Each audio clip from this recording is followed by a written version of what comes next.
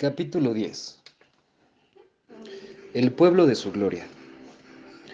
Jesucristo era completamente Dios. Él no fue un ser creado. Sin embargo, llegó a ser hombre y vivió enteramente dentro de las limitaciones del hombre. Su habilidad para demostrar poder, caminar sobre el agua y realizar incontables manifestaciones divinas se debía completamente al hecho de que no tenía pecado y era totalmente sensible al Espíritu Santo. Él se convirtió en el modelo para todo aquel que experimentaría la limpieza de pecado por la sangre de Jesús. El perdón que Dios da coloca a cada creyente en una posición sin pecado. La única pregunta que permanece es cuán dispuestos estamos a ser capacitados por el Espíritu Santo. Experiencias para hijos e hijas. La mayoría de las experiencias de Jesús registradas en las Escrituras fueron ejemplos proféticos de los ámbitos divinos que están disponibles para el creyente. El monte de la transfiguración traspasó el límite significativamente con respecto a la experiencia humana. La meta nunca debería ser hablar con Moisés o Elías. Cualquiera que tenga eso como foco me preocuparía. La asombrosa lección de esta historia es que Jesucristo, el Hijo del Hombre, tenía la gloria de Dios sobre sí. El rostro de Jesús brillaba con la gloria de Dios, similar al de Moisés después que bajó del monte. Pero la ropa de Jesús también irradiaba la gloria divina, como diciendo que esa era una nueva etapa comparada con los tiempos de Moisés. En esta era, los límites habían cambiado. Un velo no podía ser usado para cubrir el rostro de Jesús cuando brillaba con gloria, pues el velo mismo pronto irradiaría también con la misma gloria.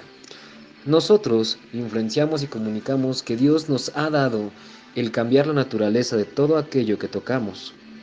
Recuerde que tocar el borde del manto de Jesús sanó a una mujer. En este reino las cosas son diferentes. Solo Pedro, Santiago y Juan fueron privilegiados de ser parte de ese evento. Fue tan extremo que Jesús les advirtió que no se lo dijeran a nadie sobre lo que habían visto hasta después de su resurrección. Su muerte satisfaría los requerimientos de la ley, Moisés, y los profetas, Elías. Ciertas cosas no ocurrirán en nuestro corazón hasta que conozcamos de la resurrección a través de nuestra experiencia de conversión, a través del Espíritu del Cristo resucitado viviendo en nosotros. Somos diseñados para llevar la misma gloria. Pero aún debemos subir la montaña, el lugar donde nos encontramos cara a cara con Dios. Antes de esa experiencia, Jesús declaró: de cierto os digo que algunos de los que están aquí no gustarían o no gustarán la muerte hasta que hayan visto el reino de Dios que ha venido con poder. Marcos 9:1. No creo que se estuviera refiriendo a la experiencia del monte de la transfiguración, la cual fue solo 6 días después. Se estaba refiriendo al bautismo del Espíritu Santo que estaría disponible después de su muerte y resurrección. Ese es el reino de Dios presente con poder. ¿Por qué no ahora? Es irresponsable, teológicamente hablando, tener las grandes promesas de la Escritura y apagarlas por un periodo de tiempo por el cual no tenemos ninguna responsabilidad. Se ha vuelto demasiado fácil poner todo lo que es bueno dentro del milenio y mantener las pruebas y épocas oscuras para esa era. Mi dificultad más grande con esta línea de pensamiento es que no requiere fe para lograrlo, y que parece ser incongruente con el resto del trato de Dios con la humanidad. También coloca un énfasis nada saludable en las figuras, en las futuras generaciones, hasta el punto de perder nuestro sentido de propósito, llamado y destino. Aunque vivo para dejar un legado a cada generación, le ha sido suficiente, le ha sido dado suficiente favor para con el Señor para considerarse a sí mismos capaces de ser la generación final que vive en la gloria de Dios. Para la gloria de Él, una de mis declaraciones favoritas en las Escrituras se encuentra en Isaías 61. Levántate, resplandece, porque ha venido tu luz. La gente se confunde al determinar la audiencia a la cual está dirigido este mandato. Algunos ponen esto dentro del trato futuro de Dios con Israel, lo cual pienso es un gran error, aun cuando el gran plan de Dios está siendo trabajado en su pueblo Israel. El mandato es para todos aquellos que han recibido su luz. ¿Cuál es esa luz y a quién ha venido? Jesucristo es la luz del mundo. Él ilumina a cada persona que llega a este mundo. En Él estaba la vida y la vida era la luz de los hombres. La luz verdadera que alumbra a todo hombre venía a este mundo. Juan 1, 4 y 9. Cuando Isaías hizo el llamado a levantarse y resplandecer, fue un mandato reservado para aquellos que recibieron la luz que Jesús trajo al mundo. Él es esa luz. Y a aquellos que recibieron su luz para salvación, se les exige que se levanten. Es un mandato. Muchos están esperando que le suceda algo más, pero Él dice, levántate ahora y mientras te levantas, brilla. Esta declaración asombrosa comenzó a desarrollarse en el tiempo de Cristo, porque la segunda parte de la declaración se cumplió. Él, la luz, ha venido, pero antes de que partiera, les dijo a sus discípulos que ellos eran la luz del mundo. Esa declaración es considerada a menudo un lenguaje figurativo, lo cual es desastroso cuando Dios está hablando literalmente. La iglesia es la luz del mundo.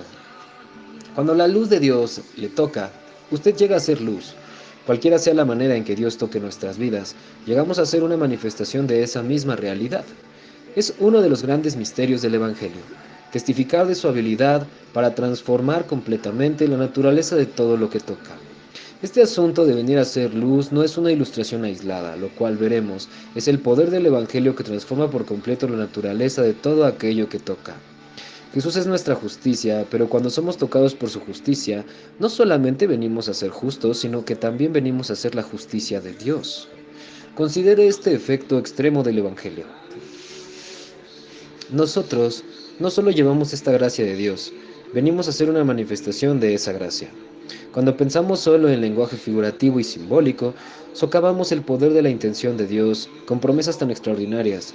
Nosotros no podemos ser un pueblo restringido por los límites establecidos por una generación anterior. Al contrario, debemos edificar sobre la experiencia de ellos e ir a donde ellos no tuvieron tiempo de ir. Dios lleva esto a otro extremo en el tema del perdón. Cuando usted es perdonado, llega a ser perdonador. Jesús presionó mucho más allá de mi zona de comodidad cuando dijo, a quienes perdonéis los pecados les serán perdonados, y a quienes se los retengáis les serán retenidos. Juan 20:23. En realidad, somos agentes del perdón de Dios. Lo mínimo que Él está diciendo es que cuando nosotros perdonamos a las personas, se mueve sobre ellas con su perdón. De nuevo, nuestra naturaleza ha sido cambiada por la forma en que Dios nos ha tocado. Pactos en conflicto. Bajo el Antiguo Testamento, si usted tocaba a un leproso, era inmundo. El primer mensaje de este pacto era revelar el poder del pecado, pero la ley de Dios no era la respuesta al problema del pecado. Era incapaz de ser la solución. Era el tutor que intentaba dirigir al pueblo a Cristo. Cuando el pueblo descubrió que no podían llegar a ser justos por sí mismos, la ley creó tal tensión en las vidas de la gente que preparó exitosamente a Israel para el Salvador. Y así, tocar al leproso le hacía a usted inmundo. En el Nuevo Testamento, sin embargo, tocamos al leproso y éste es sanado. Eso es porque el mensaje principal de este pacto es el poder del amor de Dios para hacernos completos. Cuando demostramos amor auténtico, Él lo respalda con poder del reino. Aquel que es limpio por la sangre de Jesús ahora es capaz de limpiar. Esto yacía en la comisión que Jesús dio a sus discípulos, limpiad leprosos, Mateo 10:8. Por cientos de millones, la gente reconoce el poder del pecado. Las personas viven conscientes de que no pueden cambiar su naturaleza y así pasan su vida cambiando el color del cabello, rebajándose de peso y aprendiendo nuevas técnicas para de alguna forma saciar el deseo interno de una transformación personal. Algunos se rebelan contra ese deseo y se rinden a lo inevitable entregándose a una naturaleza pecaminosa que no pueden controlar. Los resultados están diariamente en los encabezamientos de los periódicos. Pero el poder del pecado es noticia vieja. La noticia que se necesita hoy es que el poder del auténtico amor de Dios transforma todo lo que toca. Aquellos cambiados por su amor son amantes verdaderos, y los que no aman a otros no tienen evidencia de haber experimentado jamás el amor de Dios. Al estar frente a Él, nuestra naturaleza es cambiada por la de aquel que nos tocó, y liberamos el poder de su amor entre aquellos que nos rodean. Debemos brillar. Uno de los asuntos que debemos establecer en la mente de los creyentes, si vamos a obedecer el mandato divino de levantarnos y brillar, es el asunto de ser gloriosos. Para muchos cristianos la idea de ser glorioso suena orgullosa o ridícula, pero hay una gloria que existe en la humanidad simplemente porque fuimos hechos a su imagen. Hay gloria en los animales, el sol, las estrellas y en todas las cosas creadas. Él lo hizo así. Rebajar nuestro papel en estos últimos tiempos y actuar con pequeñez en la vida restringe la medida de la gloria que poseemos y somos capaces de dar a Dios. Nuestra capacidad para dar gloria termina siendo reducida porque no creemos en nuestra significación. Nuestra significación no se basa en nada en o de nosotros, está basada completamente en aquel que nos llamó a sí mismo. Parece que Salomón sabía esto, por lo que dijo, alabe, te alabará el extraño y no tu propia boca, el ajeno y no los labios tuyos. Proverbios 27:2. Dios nos advierte contra vanagloriarnos, pero añade que debemos permitir que otros lo hagan. Honrar es un valor del reino. Si no sabemos cómo recibirlo correctamente, no tendremos corona para lanzarlo a sus pies. Nuestra guerra contra el orgullo es mal dirigida cuando no es congruente con la palabra de Dios. La humildad falsa es la forma más peligrosa del orgullo porque a menudo es confundida con una virtud.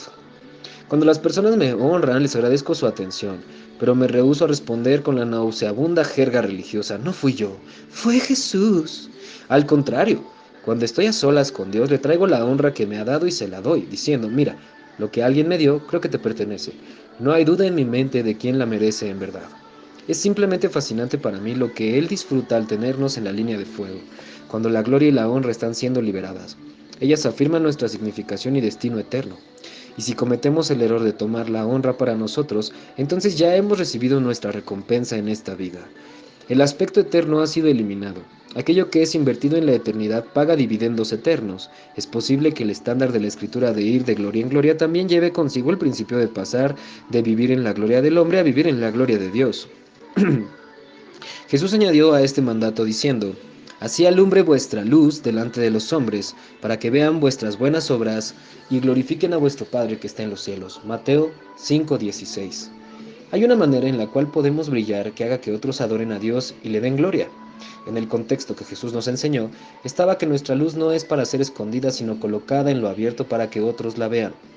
Los demás son atraídos hacia Dios por nuestro brillo.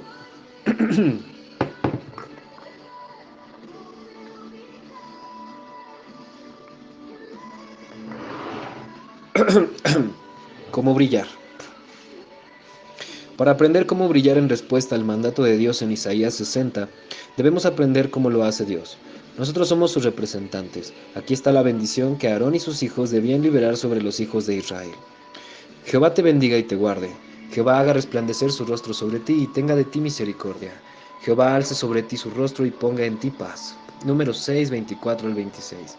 Cuando Dios muestra su favor al pueblo, nos está dando un modelo a seguir. Nos enseña cómo brillar. Mostrarles favor a otros es una manera de seguir su ejemplo. El ser aceptado por Dios nos capacita para aceptar a otros. Una vez más demostrando que llegamos a ser una manifestación de la naturaleza del toque divino en nuestras vidas. A la luz de eso, Pablo formula una declaración interesante a la iglesia de Éfeso. Ninguna palabra corrompida salga de vuestra boca, sino la que sea buena para la necesaria edificación, a fin de dar gracias a los oyentes. A fin de dar gracia a los oyentes. Efesios 4:29. Como hemos visto, el rostro de Dios brilla sobre nosotros cuando libera su favor y su bendición sobre vuestras vidas. Se nos ha dado el poder de dar vida y muerte con nuestro hablar, en esta posición de responsabilidad. Somos capaces de hablar palabras que animen de acuerdo a las necesidades que las personas tengan en el momento. Pero, la parte del versículo que más me gusta es que podemos dar gracia a los oyentes. Gracia es favor divino. En un sentido, nosotros somos agentes del favor de Dios. Es como si Él estuviera diciendo, a todo aquel que les muestres favor, yo mostraré favor. Cada vez que usted da ánimo a alguien, está dando favor divino. Ellos son marcados por la atención de Dios debido a sus palabras. Eso es brillar. Hace varios años, uno de nuestros jóvenes estaba en cierto tribunal debido a un crimen que cometió antes de su conversión. Yo testifiqué a su favor. Él ya había pasado tiempo en prisión por un crimen previo y podía ser enviado de nuevo por un largo periodo. Su vida había sido transformada por Jesús, lo cual fue notado públicamente tanto por el juez como por el abogado acusador, pero aún así, este pedía que fuera enviado a la cárcel. Lo encontraron culpable y lo enviaron a un campo de conservación. Yo estaba esperando que lo dejaran ir sin pasar tiempo en ninguna prisión, porque por primera vez en su vida tenía un buen trabajo y contribuía con la sociedad. Así que escribí una carta al juez diciéndole que aun cuando estaba esperando que mi amigo no pasara más tiempo en la cárcel, le agradecía por tomar una postura justa y le dije que apreciaba su trabajo por nuestra comunidad. También le agradecí por la misericordia que había mostrado con una sentencia tan corta. Él escribió de vuelta agradecido diciendo: nosotros no recibimos cartas como esta. Honra era debida y fue un privilegio darla. Y tomó tan poco tiempo darla, es una de las maneras de brillar. Estamos siendo testigos del poder de la honra en la sociedad. Podemos darla aún antes de que una persona sea nacida de nuevo. La vida de la ciudad está cambiando con esta sencilla herramienta. Ya sea la persona de negocios que invierte en nuestras ciudades dólares ganados con trabajo, o la mesera que trabaja largas horas para cuidar de su niño en casa, todos están hambrientos de significación, y esa necesidad es satisfecha a través del honor. ¿Cómo dar? Comúnmente se dice: nunca le puedes dar a Dios en exceso, y es verdad. Él se asegura de que recibamos en su mayor parte de acuerdo a lo que hayamos dado. Pero no es simplemente porque Dios dé en retorno de acuerdo a lo que hemos dado. En gran parte es porque Él cambia nuestra naturaleza cuando nos toca. El punto de que nosotros, en realidad, producimos aquello que regalamos. Eso no quiere decir que nada de eso se origine con nosotros. Toda buena dádiva viene de Dios. Punto. Pero lo que el hombre siembra, eso también segará. Algunos no están muy seguros de cosechar honra. Es casi como si pensaran que estarán faltos de ella si la dan. ¿No es así? Todas las cosas celestiales aumentan en la medida en que son liberadas o dadas. Aquellos que muestran misericordia reciben misericordia. Es así como funciona este reino. Es más, brillar es dar lo que somos. Sin embargo, lo que somos nunca disminuye. La luz de Dios no disminuye porque brillemos más. En realidad se hace más fuerte. Si hemos recibido algo de Dios, brillaremos al irlo regalando. Es el acto de liberar las realidades y experiencias internas lo que ayuda a redefinir la naturaleza del mundo en que vivimos. Las realidades internas vienen a ser externas. Ese es el acto de brillar. Es por eso que debemos descubrir esta verdad. El reino de Dios está en nosotros. Entre nosotros, Lucas 17:21. Yo no hago un cheque si no sé si tengo dinero en el banco. El descubrimiento del tesoro que está en nosotros a través del encuentro con el rostro de Dios es lo que nos capacita para hacer cheques que son coherentes con su cuenta, no con la nuestra. Pedro le dijo al cojo: no tengo plata ni oro, pero lo que tengo te doy. Hechos 3:6. Entonces hizo un cheque que solo Dios podía respaldar. Esa es la manera en que este reino funciona. En cierto momento Jesús invitó a toda la humanidad a acudir a Él y beber. Si alguien tiene sed, venga a mí y beba. De su interior brotarán ríos de agua viva. Juan 7, 37 y 38. La imagen dibujada por Jesús es, una vez más, muy extrema. Si bebo un trago del refrigerio suyo, un río refrescante brota de mí. Un trago se convierte en un río. Hay un crecimiento exponencial en todo lo que Dios libera en nuestra vida, a medida que lo damos. Crece con el uso. Las aguas refrescantes que se derraman a través de nosotros no disminuyen al irlas liberando. Lo opuesto es verdad. Nuestra sincera capacidad de dar aumenta dando. Lo que es aparentemente pequeño en lo exterior viene a ser eternamente significativo una vez que está adentro. El reino interior, recibir la gracia de Dios, define el tipo de gracia que podemos distribuir. Este río es en realidad el Espíritu Santo mismo. Él es en nosotros un río, no un lago. Él no está simplemente con nosotros para consolarnos y permanecer en nosotros. Está en nosotros para fluir a través de nosotros, a fin de transformar la naturaleza del mundo que nos rodea. Esto es lo que Pedro le dio al cojo en la puerta. Le dio lo que tenía. En su inspección de su herencia en Cristo, descubrió un río que nunca se seca, que fluye del templo de Dios, haciéndose más profundo a medida que corre, y trabaja para cambiar el curso de la historia del mundo a través de usted y de mí. En algún momento debemos creer en la significación del toque de Dios en nuestras vidas. Muchos se paran en línea para recibir una oración de impartición, semana tras semana, esperando obtener finalmente algo poderoso. Es noble tener tal hambre por viajar alrededor del mundo para recibir de grandes hombres y mujeres de Dios. Yo lo hago y creo en eso. Pero la frecuencia no debe estar unida a la incredulidad de que Dios no me ha dado lo que le he pedido en encuentros anteriores. Para impedirnos ser adictos a las imparticiones, algunas veces coloca su más grande impartición en algo como una cápsula de liberación temporal. Es una imagen extraña, pero cierta. Hay veces en que Dios nos toca de manera tan significativa que su efecto debe ser extendido por un tiempo. De lo contrario, puede distraernos de sus propósitos. Nuestra fe no puede depender meramente de la experiencia que sintamos, sino de las promesas de Dios. Libere el reino. Jesús es la palabra de Dios hecha carne, pero cuando habló, la palabra vino a ser espíritu, y ese espíritu dio vida. Este pasaje revela una de las maneras en que el Espíritu de Dios es liberado en una situación a través de la declaración. Cuando seguimos el ejemplo que Jesús nos dio y decimos solo lo que el Padre es, Él es liberado en el ambiente al nosotros hablar.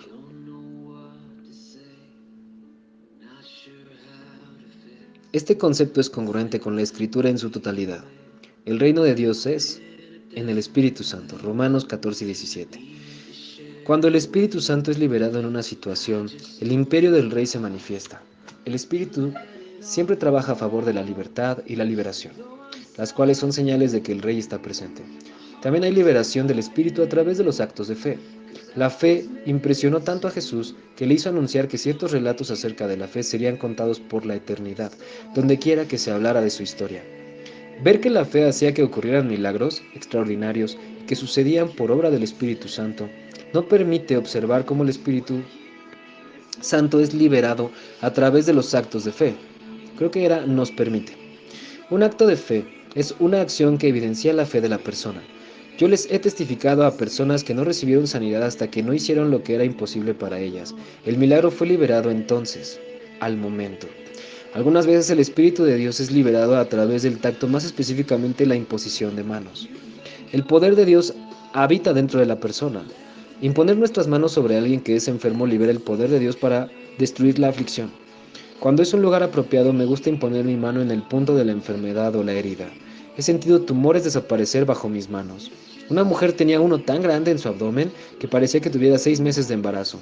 Le impuse mis manos en su abdomen y el tumor desapareció. Quizás la manera más inusual de liberar al Espíritu de Dios sea a través de un acto profético.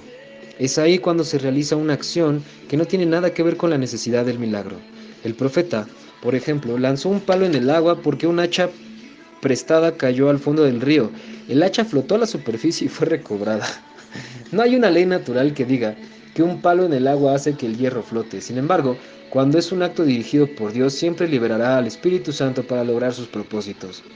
Esta manifestación particular es especialmente importante para aquellos que solo les gusta hacer lo que entienden. A Dios le encanta tratar esta debilidad en nosotros. De lo que tenga. De lo que tenga. Jesús durmió en un bote durante una tormenta amenazadora. Algunos decían que fue porque estaba exhausto. No lo creo. El mundo en el que él habitaba no tenía tormentas. Pablo encontraría más tarde un lenguaje para el ejemplo de Jesús, diciendo que nosotros vivimos en lugares celestiales en Cristo. Jesús vivía el cielo en la tierra. Esa es la naturaleza de la fe. Cuando llegó el tiempo de detener la tormenta, lo hizo con paz. Él tenía paz. Podía darla porque era auténtica y su paz habitaba verdaderamente en él. Además, la tormenta no era rival para él. Así como Jesús, tenemos autoridad sobre cualquier tormenta, tanta que podemos dormir a través de la declaración. Su realidad interna se convierte en realidad externa. Repito, a través de decirlo, de declararlo, tu realidad interna se convierte en realidad externa. La paz que lo regía pronto vino a ser aquello que fue liberado para gobernar su entorno. Esa es la naturaleza de la vida cristiana. Damos lo que tenemos y al hacerlo, el mundo a nuestro alrededor se adapta. Es un reino superior. La gloria de Dios se manifiesta. Lo maravilloso de brillar para Dios es que Él lo respalda. Brilla literalmente a través de nosotros cuando nuestra gloria es usada para la suya y nuestros esfuerzos se rinden a sus propósitos. Así colaboramos con Cristo. Veamos una selección extensa del libro de Isaías. Note que la gloria de Dios es liberada como su marca de coronación sobre un pueblo que brilla como Él le señaló. Levántate, resplandece, porque ha venido tu luz y la gloria de Jehová ha nacido sobre ti. Porque he aquí que tinieblas cubrirán la tierra y oscuridad las naciones. Mas sobre ti amanecerá Jehová y sobre ti será vista su gloria. Andarán las naciones a tu luz y los reyes al resplandor de tu amanecer. Alza tus ojos alrededor y mira. Todos estos se han juntado. Vienen hacia ti. Tus hijos vendrán de lejos y tus hijas las traerán en brazos. Entonces lo verás y resplandecerás. Se maravillará y ensanchará tu corazón, porque se habrá vuelto a ti la abundancia del mar, y las riquezas de las naciones habrán llegado hasta ti. Isaías 60, del 1 al 5.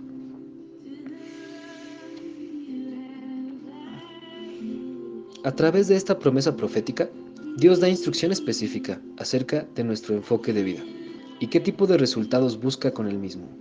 Debemos vivir intencionalmente, conscientes del tipo de impacto que debemos hacer aún antes de verlo por nosotros mismos. Las ramificaciones de esta palabra profética van más allá de la mayoría de nuestras esperanzas, sueños y visiones.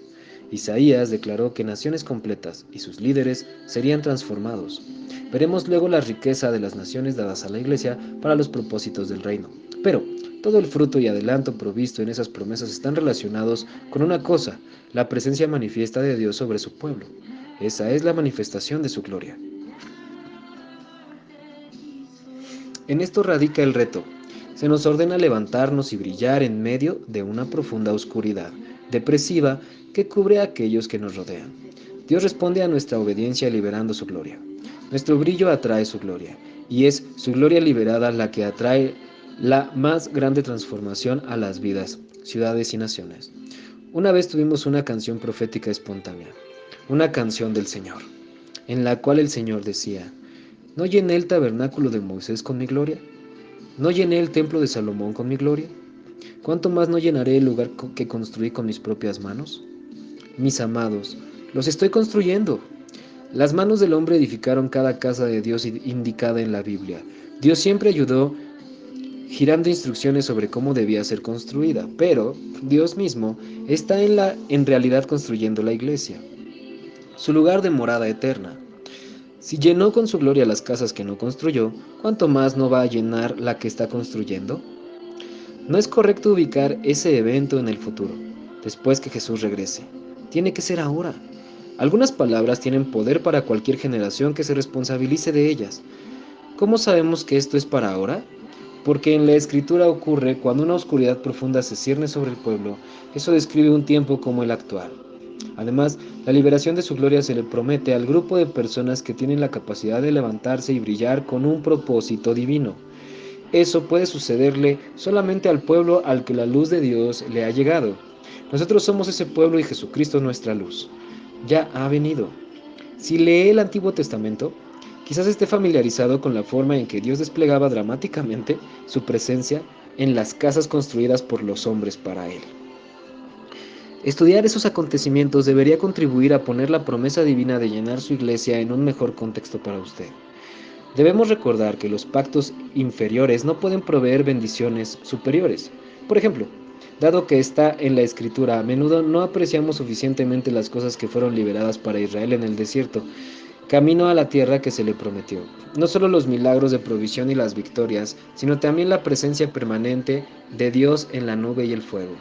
Ellos no eran nacidos de nuevo, estaban viviendo en rebelión y sin embargo Dios estaba cuidando de ellos. Todo eso sucedió bajo un pacto inferior. Necesitamos ver estas cosas y preguntar: si Él hizo eso por ellos, ¿cuánto más hará por nosotros? Vea en un espejo. La gloria de Dios debe ser vista sobre su pueblo. No es muy importante para mí que sea una manifestación física que cualquier ojo natural pueda ver o algo que la gente perciba a través de los ojos de su corazón. Hay una lección inusual que se encuentra en el tercer capítulo de 2 de Corintios. El apóstol Pablo discute la experiencia de Moisés con la gloria de Dios y cómo Israel insistió en que se pusiera un velo sobre su rostro porque la gloria les aterraba. Pablo afirma entonces: el velo, por Cristo es quitado. 2 de Corintios 3:14. Eso significa que cualquier cosa que estuviera escondida debajo del velo ahora estaba disponible para que todos la vean. El elemento tenebroso con que luchó Israel fue removido porque el Espíritu de Cristo vino para hacernos libres. Ahora, el Señor es el Espíritu, y donde está el Espíritu del Señor, allí hay libertad. Por tanto, nosotros todos, mirando con el rostro descubierto y reflejando como un espejo la gloria del Señor, somos transformados de gloria en gloria en su imagen por la acción del Espíritu del Señor. 2 de Corintios 3, del 17 al 18. La libertad que el Espíritu Santo trae nos libera para contemplar la gloria. y de manera extraña esa gloria es vista como si estuviéramos viendo en un espejo. En otras palabras, así es como lucimos. En eso consiste el trabajo del Espíritu Santo, en hacernos gloriosos, a fin de presentársela a sí mismo una iglesia gloriosa, que no tuviera mancha ni arruga ni cosa semejante, sino que fuera santa y sin mancha. Efesios 5:27. Jesús va a regresar por una novia cuyo cuerpo esté en igual proporción a su cabeza. El mandato de levantarse y brillar es el proceso a través del cual somos capaces de entrar a la realidad de lo que dice Dios que ya somos. Redescubramos nuestro mensaje. Yo puedo amenazar a la gente con el infierno y tener una manera de penetrar para lograr convertidos. El infierno es real y no debe ser ignorado, pero ese no es el plan A, es el B. El plan A es: la benignidad de Dios te guía al arrepentimiento, Romanos 2:4. Es verdad, debe afectar nuestra actitud. Cuando este concepto afecta nuestro enfoque acerca de la humanidad, es mucho más probable que usemos nuestro favor para servirles eficazmente, lo cual representa mejor la vida en el reino de los cielos. Estamos entrando en un periodo en que veremos más y más personas llegar a Jesús a causa de su rostro resplandeciendo en el pueblo de Dios. Algunas veces será su poder en bruto el que se manifieste a través de nosotros, y otras será su amor desinteresado con sus obras de bondad, pero su rostro será visto como tal.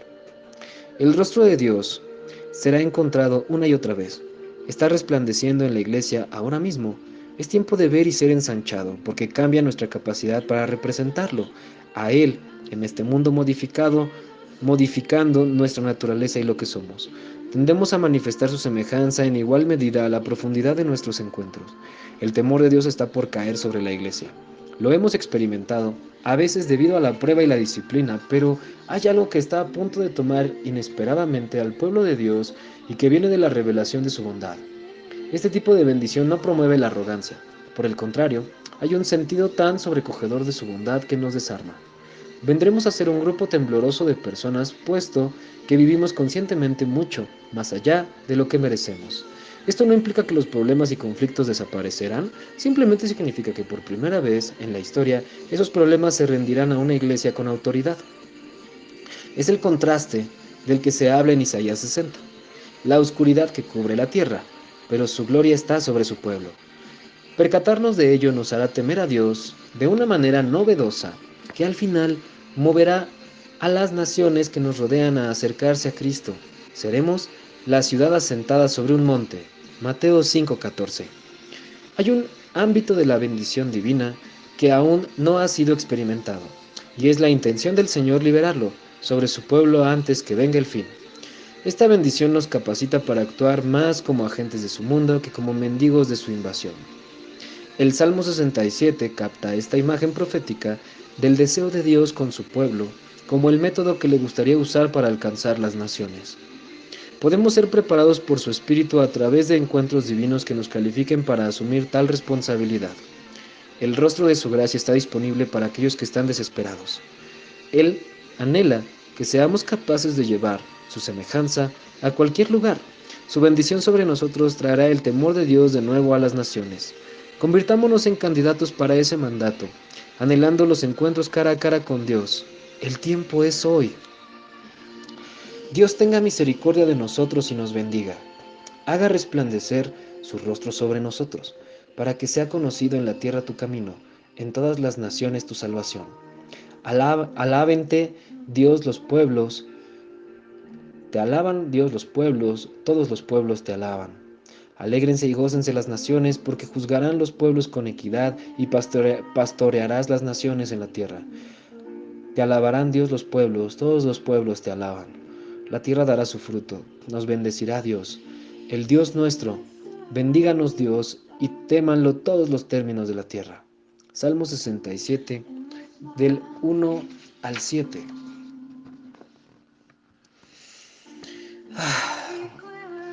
Y con esto, queridos amigos, llegamos al fin del libro Cara a Cara con Dios de Bill Johnson. Les pido de favor que honremos al autor tratando de conseguir su libro y comprándolo, ¿no? O también pueden honrarlo orando por él, intercediendo por este querido pastor y apóstol que, pues ahora sí que gracias a él hay una base de doctrina en mi vida hacia Jesucristo, ¿no? Entonces, les mando un abrazo fuerte, Dios me los bendice y pues, fin.